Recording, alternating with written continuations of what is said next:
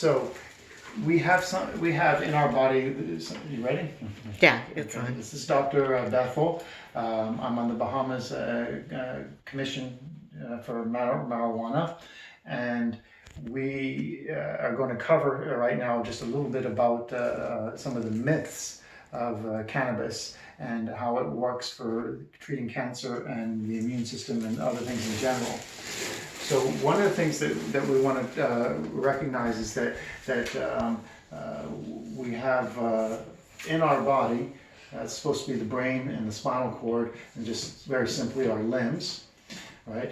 We have cannabis receptors throughout the body. So these cannabinoid receptors are found almost in all animals, not insects, interestingly enough, but other animals, all the way down to a lot of invertebrate animals, but all vertebrates, whether they're lizards or amphibians or mammals. So something that's so pervasive tells us right away that it's very important.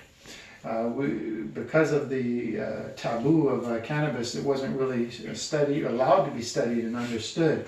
But we now know that our body makes its own cannabinoid. It goes by the name of anandamide. You need me to pause? Or you just... No, somebody was trying to call. Okay. Yeah. So anandamide, so Nanda, like Amanda with an N, anandamide. Right, is the main cannabinoid that's in our body. Now we have in our brain and our nervous system, we have the cannabinoid receptor number 1, right? And then in the body is cannabinoid receptor number 2. And cannabinoid receptor number 2 is particularly most concentrated on our immune cells. That's important, right? So we went over this yesterday about how the immune system needs to recognize recognize the cancer cell. And we're going to use the Rigvir and a few other things to help the immune system recognize the cancer cells, but we don't want to give anything that's going to suppress the immune system. So a lot of times the body has a balance, so sort of the opposites. So there are cannabinoid receptor number 2 in the brain, and there are cannabinoid receptor number 1 throughout the body, but they generally have sort of opposite or balancing effects. Anandamide binds to both of them, and the body has this way of balancing things. So anandamide, under normal circumstances, is important for a lot of things. It's important for fertility. It's important, as a matter of fact, without the proper anandamide levels, the fertilized egg will not implant in the uterus. And now we know that anandamide deficiencies is one of the major contributors to infertility. All right. So we're going to come back to anandamide in a second, because in the cannabis plant, you've got things like THC, and then the other cannabinoids like CBD, CBN, CBG, canaflavins, and there's about 60 of them actually. Oh, wow. But these are the main ones. Now the THC is the one that binds very strongly to the cannabinoid receptor number 1, and it binds very strongly and prevents the anandamide from actually getting in there and doing what it needs to. So this is why it causes the euphoria, the psychotropic effects, right? Whereas the CBD binds, the CBN and CBG, they bind mainly over here to the cannabinoid receptor number 2. And remember, the cannabinoid receptor number 2 is found mostly in the immune system, right? So by stimulating, and it has a stimulating effect. So CBD and the other cannabinoids have an effect of stimulating the immune system to attack the cancer, whereas the THC actually has a suppressing effect. Oh, wow. See, this is a myth that's out there, is the THC is suppressing the immune system. Now, so that's why, you see when they talk about strains like Charlotte's Web and stuff, it's high CBD and very low THC, and it has an effect of treating, Charlotte's Web was famous for treating seizure disorder. Oh, yeah. Because you don't want to get too much stimulation up here. Right. You want to, and a lot of seizure disorders could actually be autoimmune diseases. So So stimulating the cannabinoid receptor number 2 is going to help treat a whole bunch of things, autoimmune diseases, the rheumatoid arthritis, and now we know that things like Parkinson's and Alzheimer's are also autoimmune disease, and we now know that glaucoma is an autoimmune disease. What about diabetes? Some forms of diabetes are actually, and I'll get to that in a second, or I could cover that.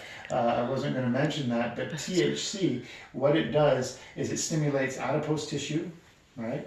It stimulates appetite. Everyone knows that. Right. So it stimulates your appetite. It stimulates adipose tissue to swell and the creation of storage of fat. It also stimulates gluconeogenesis. So we don't actually want to do that in the situation of cancer, right? Right. So we really we want to minimize the THC and maximize the other cannabinoids. To maximize. Now CBD in particular, this is a magic one, because what CBD does is it's through a mechanism, it increases the amount of anandamide, your natural cannabinoid that's in your body, and that has an incredible balancing effect, right?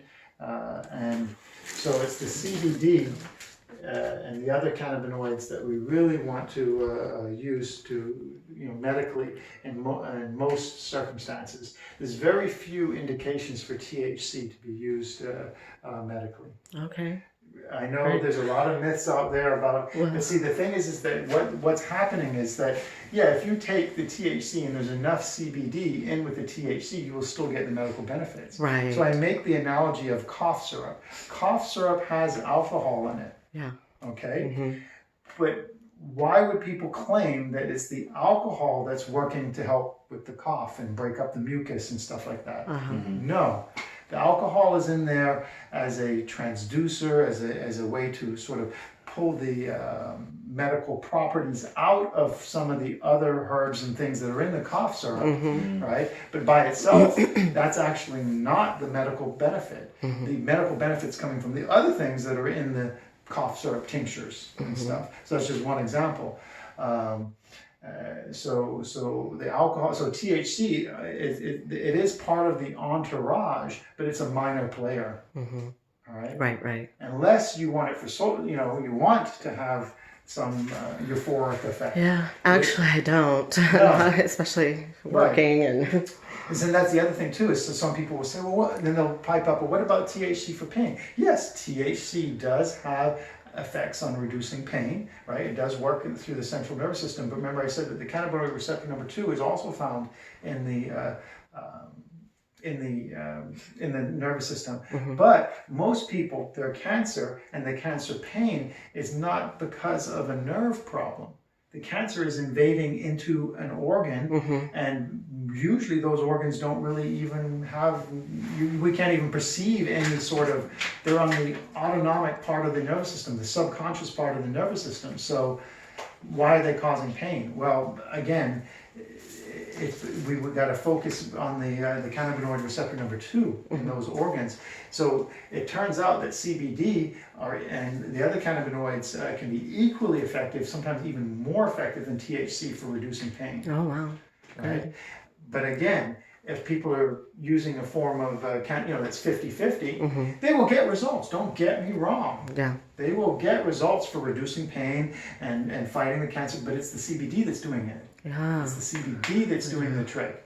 You don't need the THC. Good, I'm glad. You might need just a 1%, 10%, you need a little bit. Like I say, it is part of the entourage. But little. And it does help to potentiate the effectiveness, but on its own, or putting emphasis that, you need a high dose of the THC is a wrong direction. Let's just put it that way. So just a small percentage of the THC. So you want to get a brand that has, and I would recommend one for you. Yes, great. And even... Because that's hard to find sometimes if you know it's good. And they also have it in topical. I'll explain that in a second, actually. I can go there now. Let me just see if there's anything else that I wanted to mention. It boosts the immune system to target. So the CBD and the stimulation of the cannabinoid receptor number 2 does the opposite of gluconeogenesis. So it inhibits gluconeogenesis. Remember, these two sort of work antagonistically to each other. It's like a seesaw balance. Right? So a lot of the things that we don't want to happen because of overstimulation of cannabinoid receptor number 1. Okay. But a lot of the beneficial things that we want to happen, like controlling diabetes and heart disease and seizures and all these other things, happen through the stimulation of cannabinoid receptor number 2. Gotcha. But again, you know, we want to keep in balance, you know. So the thing that keeps it in balance is this anandamide, and the CBD boosts your own anandamide. That's the magic, you know, because so really, in my opinion, the most important cannabinoid is the CBD. Okay. You know, the CBG, the other ones, they're important too, and they play interesting roles. The other one, canaflavin A, is actually found to be, when you compare it to the anti-inflammatory effect through the different mechanism for pain for prostaglandin, when you compare it to aspirin and ibuprofen, it's like 60 times more anti-inflammatory than even aspirin. The canaflavin A. So this is why in states where they now have legalized access, you will start to see that they have different varieties, and they will list, just like you list on a cough syrup, the different ingredients and the percentage of them. I got one and it did that. Yeah. Right. Yeah. So you'll see them. Some of them will start to list the percentage of canaflavin A, and you know, that's important. So the one that I use is that I like to use is one called Med 7, and it comes in a in a dropper type like this, but it also comes in a little dropper, flavored dropper like that. Okay. Now the unflavored one, you know, tastes like you would expect it to taste. Right. The flavored one actually tastes very good. But the good thing about the either one, you can use this one, but you can put it topically. Yeah. You know, and I have been doing that. Right. Rub it on your shoulder, or you can put it on, you know, sublingual. Or both. Or both, yes, that's what I'm saying. That's why I was doing both, yeah. Yeah, that's... And that has a small amount That's the of flavored one. the THC in it? Yeah, I mean, yeah, the flavored one, they've done an excellent job at masking the flavor, you know, the taste, you know, of the, you know, the cannabis taste, basically. And what percentage of THC is in that? 1%. Okay. It's very low percentage. Very low percentage. Okay. So, you know, not enough to cause a state of euphoria. Right. But for pain, you know, Yeah. I mean, Abigail, you've seen use this on many different types of pain. And none of the patients have complained that they felt any sort of headiness or euphoria or anything like that. And how many of them have, even the one person we had today that it didn't work right away on, after we did a few other things, it kicked in and right. So this is someone that had sciatica. Oh, yeah. All right. So it took, I mean, because sometimes when you use the sublingual, it'll kick in within 5 minutes. You feel it kicking in for the pain. For the pain, yeah. So I use it for all kinds of things, not just for cancer and stuff. But you can order this. It comes from the States. We don't make this in the Bahamas. Okay. But you can. I'll give you the ordering instructions and stuff. You know, where you can order that. Okay. And I would strongly suggest. Yes. So, you know, I know the Rick Simpson's protocol and all that sort of stuff, but it's honestly that it's very challenging because you feel so high all the time. My theory as to why they've had to go to such a high dose with the Rick Simpson protocol is because they're focusing on this. And they're dragging enough of this in there to finally have the effect. You see what I'm saying? Yeah. Because if they're giving you THC, and let's just say it's a 50-50 mix, THC to CBD ratio, you know, in order to get enough of the CBD, you're taking megadoses of THC. And they're focusing and thinking the THC is what's doing the work, but it's not. It's the CBD. Okay. So as we're doing new clinical trials, we're discovering that it's actually the CBD that has the medical benefit. And some of the other ones. Each of them we're teasing out, you know, the different medical benefits of all the different cannabinoids and canaflavins and these cannaterpenes. So there's those other ones. There's cannaterpenes. So one of the most famous cannabiterpenes is actually rosemary. Oh. Rosemary binds to the cannabinoid receptors also in the body. So rosemary, if I mix rosemary oil with my so they cannabis. used to use rosemary tea Yeah. The monks and stuff used to use it in the Middle Ages in Europe to get a clear mind. Ah. So it really does have a very clearing effect. And this is one of the reasons why, like when you cook with rosemary, I mean, it turns just an ordinary bland potato. All of a sudden, the rosemary, sauteed, with a little bit of oil, all of a sudden that tastes like heaven. Because it's actually activating our cannabinoid receptors. Oh, wow. So there are many plants. See, so I just mentioned this, is we put a lot of emphasis on the 3 cannabis species, and there's 3. There's the indica, there's the ruderalis, and there's the sativa. All right, and and then there's hybrids, and they're making all these different things. But basically, those are the 3, and then they have some hybrids. But there's other sources to get your cannabinoids also that aren't illegal.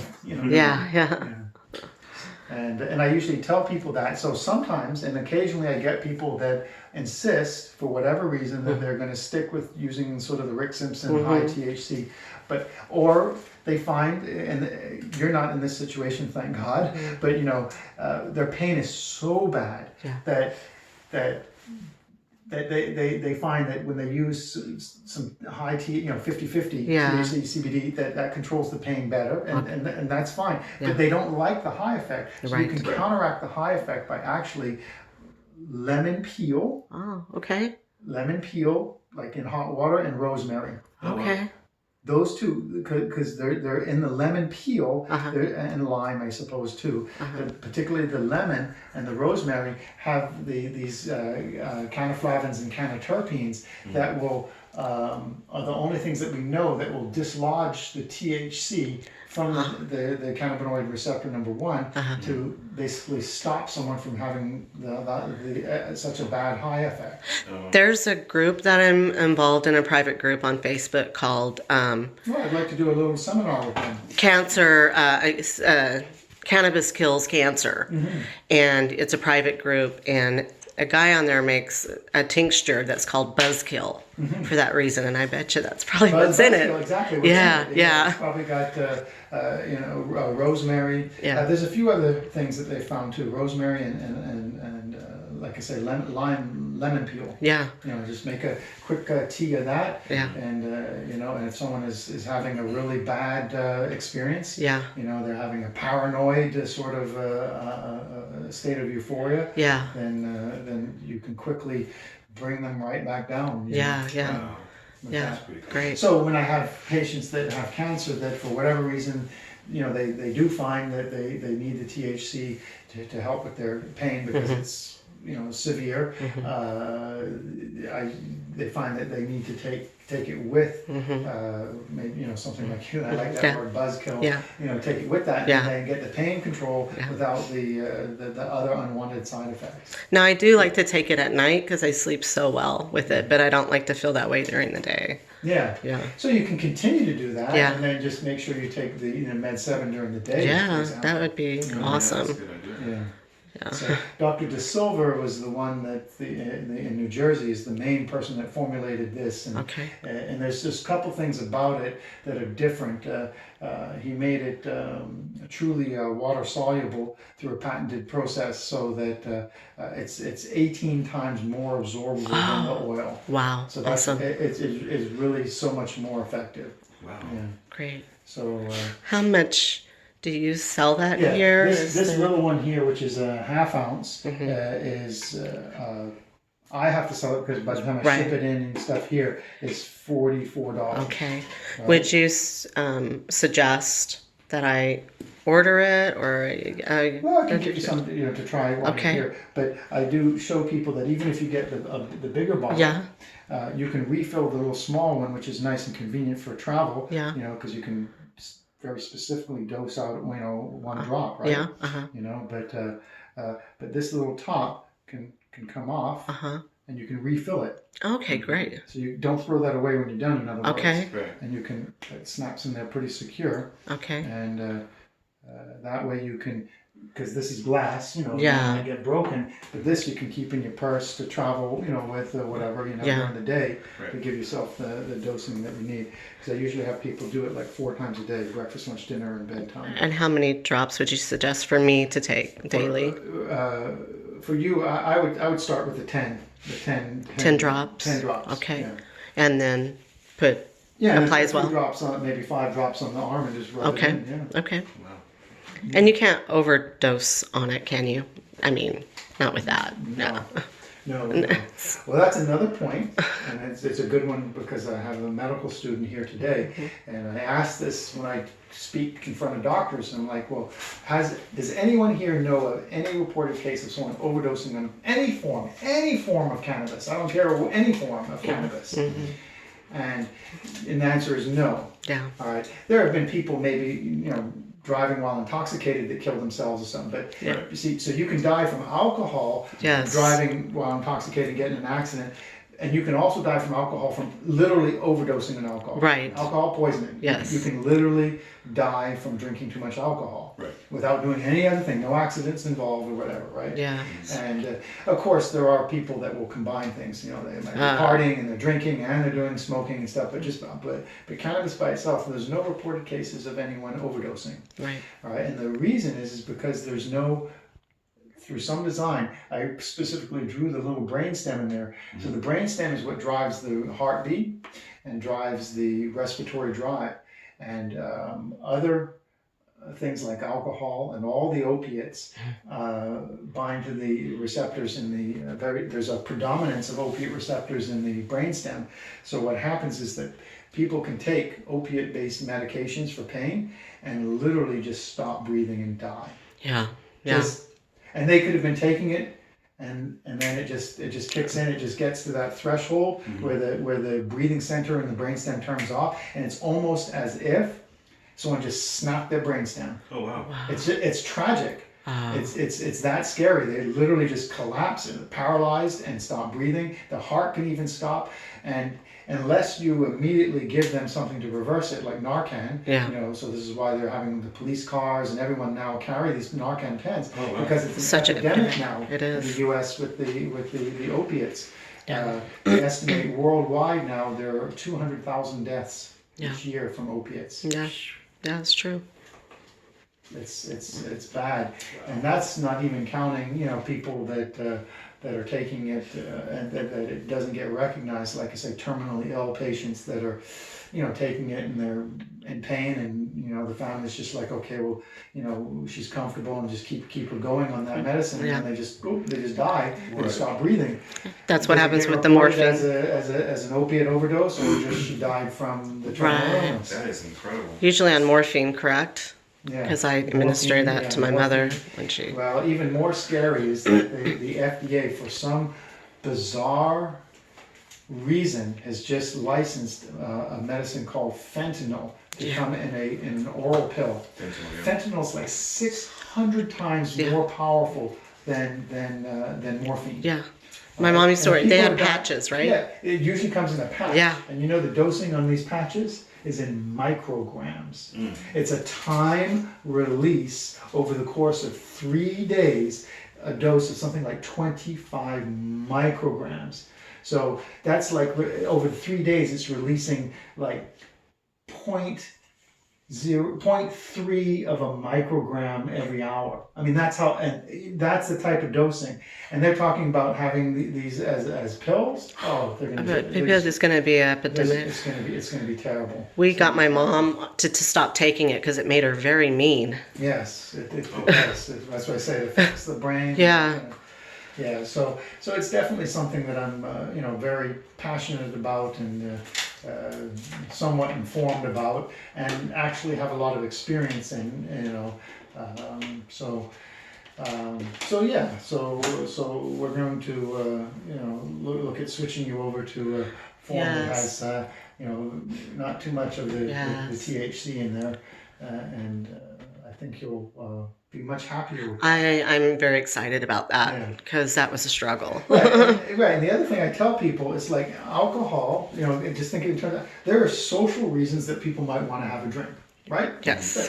So there are social reasons that people might want to have a little THC. Right.